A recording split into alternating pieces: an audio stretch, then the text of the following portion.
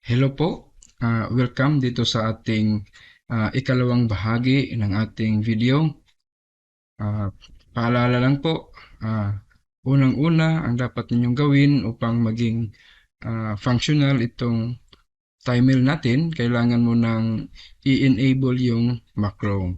At kung gusto mo namang malaman kung paano gawin yun, maaari kayong manood sa una nating video tungkol sa timer.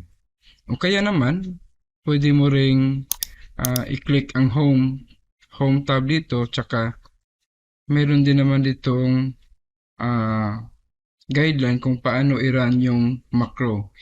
I-click nyo lang yan, tapos papunta kayo dito sa sheet na ito kung saan merong mga steps. Susundin nyo lang yan kung paano natin i-enable yung macro.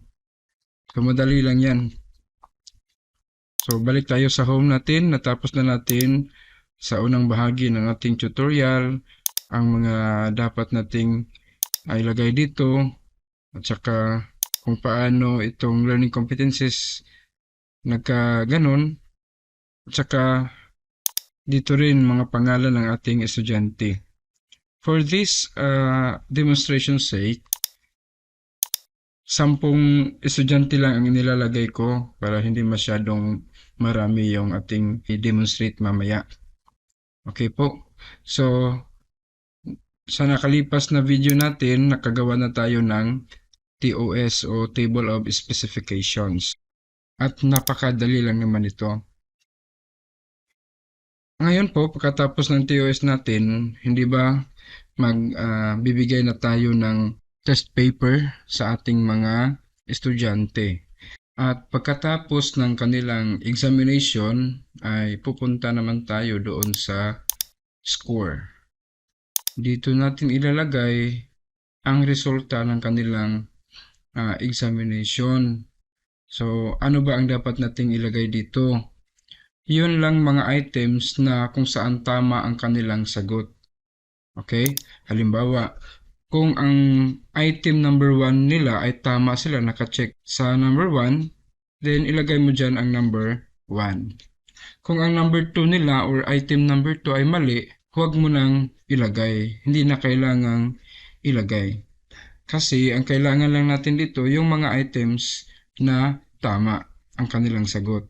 Halimbawa, 1 at 3. Tama lahat yan. Pati 5, tama. Pero yung items 2 at saka yung 4 ay mali, ay huwag nang ilagay dito. Makikita nyo dito sa kabila, sa bandang ito, mayroon 3 dyan nakalagay. Ibig sabihin yan, mayroon ng tatlong tamang sagot o tatlong item na tama ang kanilang sagot. Ang pagkakalagay natin ng mga item number dito ay hindi kailangang naka-order siya kasi walang particular order siya kung magkakasunod man o hindi. Walang problema yon. Halimbawa, kung nalimutan mo na yung number 2 pala or nagkamali ka kasi yung number 2 pala niya ay tama, pwede mong ilagay dito yung number 2. Okay lang yun, walang problema yon. Ang dapat lang ninyong bantayan ay kung yung mga item numbers na magduduplicate, magkakapareho. Halimbawa, 2 ang nalagay mo dyan. Makikita mo, mag-iiba yung kulay, magiging green. Ibig sabihin, pag may green na kulay, nagdodoble ng yung pagkalagay ng item number. So, i-delete mo yung isa, tsaka continue lang sa iba pang mga items. So, 6, halimbawa 9, lahat ito ay tamang mga item. At saka, hindi na kailangang nagkakasunod-sunod silang lahat. Walang particular na arrangement yan. Ang importante lang, hindi magdoble-doble yung kanilang item numbers. So, sa demonstration na ito, ay mayroon akong naihandang mga ay sagot ng mga bata. So, gamitin ko lang to para mas mapadali yung ating demonstration. So, ikokopya ko lang to, tsaka dito ko ilalagay. Yan. Tsaka lagyan ko rin ng dito yung isa kasi sample lahat yan. Okay. Yun. So, ito na yung mga items na tama yung kanilang mga sagot. So, makikita mo dito yung student number 1, ang score niya ay 29. Yung student number 2 naman ay 43 ang kanyang score. So, ito yung kanilang mga score.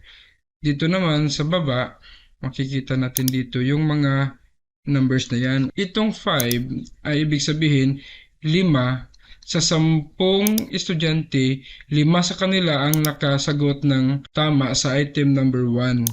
So 1, 2, 3, 4, 5. Kung dito naman sa student number 10, tingnan natin dito, wala siyang tamang sagot sa number 1. Kung lalagyan natin ng number 1 dito, kung merong 1 dyan kasi nagkakamali ka sa pag-encode mo, nalaman mo na tama pala yung item number 1 ng estudyanteng ito, so dyan mo lagay, walang problema yan. Tapos, kung titingnan mo dito, nagiging 6 siya, updated yan. Okay po. Pagkatapos, punta na naman tayo sa item analysis dito. So dito sa itaas, walang problema na yan kasi natapos na natin yan. Yung mga data dito ay ginawa na natin dito sa home.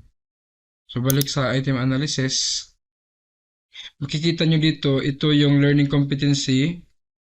Ito yung number 1. Ang kasunod ay number 2. Number 3. Hanggang sa number 45 yan. Mayroon kasing ibang subject na mas marami silang learning competency. Pero walang problema yon. Okay? So, ano ang gagawin natin dito sa item analysis? Isa lang yung ating pagtuunan ng pansin dito sa test item number. Okay? Sa bawat learning competency, mayroong tig 20 rows. Okay? Mayroong 20 espasyo dyan para sa inyong item numbers. Pero, paano mo naman gawin yon? Mayroon tayong sa banda dito, mayroon tayong test item assignment. Ang LC1 ay mula sa item 1 hanggang sa item 10. So dito natin pinakauna ang 1 at saka ilagay natin si 2, 3 hanggang sa ayon dito ay number 10. So 4, 5, 6, 7, 8, 9, 10. Okay? Pagkatapos, yung 11 naman hanggang 20, dito mo lagay sa LC number 2. Dito, kita nyo, LC number 2 dito. So, dito nyo ilagay sa pinakaunang bahagi ng LC2, yung 11, yung karugtong niya. Huwag nyo ilagay dito yung 11. Okay? Delete dyan. Ang 11 ay nasa item number, sa LC number 2. 11 hanggang 20. Okay? So, yan. Makikita nyo dito sa learning competency na column, automatic yan, lalabas yung learning competency. Lalabas na yun automatic. Pag sakto yung pagkalagay mo ng item dito. Kasi pag mali, halimbawa, 12 dyan, wala, false yan. So, kailangan tama. Kailangan sundin nyo itong test item assignment, yung guide dito sa kulay berde. Okay? Tapos, ang nakaganda nito kasi kung saan mo i-click yung mouse mo, halimbawa dito, susunod yan kahit saan mo i-click o ilagay yung mouse. So, dito naman ay sa LC number 3. Okay? So, ang LC number 3 ay mula 21 hanggang 30. Dito mo ilagay yung 21, 22 hanggang 30. Tapos, continue tayo dito sa LC number 4, which is from 31 up to 40. Then, dito sa LC5, ang panghuli ay mula 41 hanggang 50.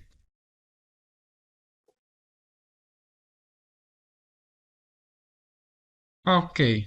So, yun na lahat. Natapos mo nang ilagay yung mga test item. Yun lang ang gagawin natin dito sa parting ito.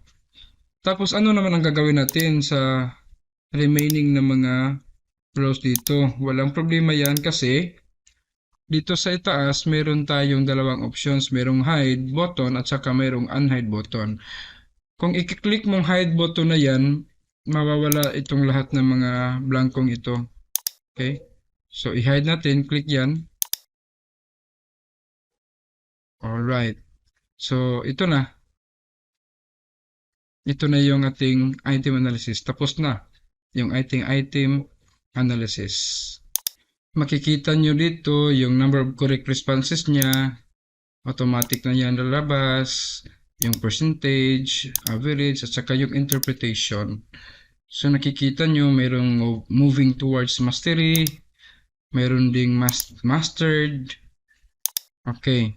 Sa puntong ito, wala kayong nakikitang low mastery. Okay? So, sa demonstration na ito, gagawin natin yung dito itong learning competency number 5. Gagawin natin itong low mastery. So, bawasan natin dito sa score.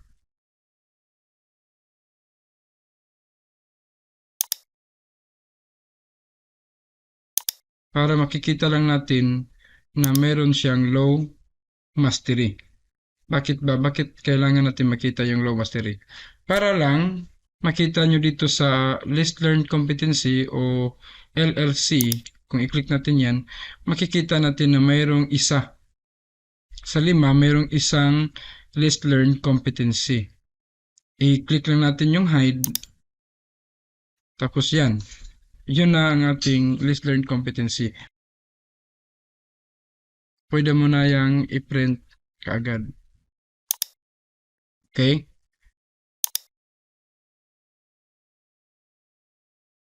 Pero kung wala namang low mastery dito, kung balikan natin dito, ando natin yan.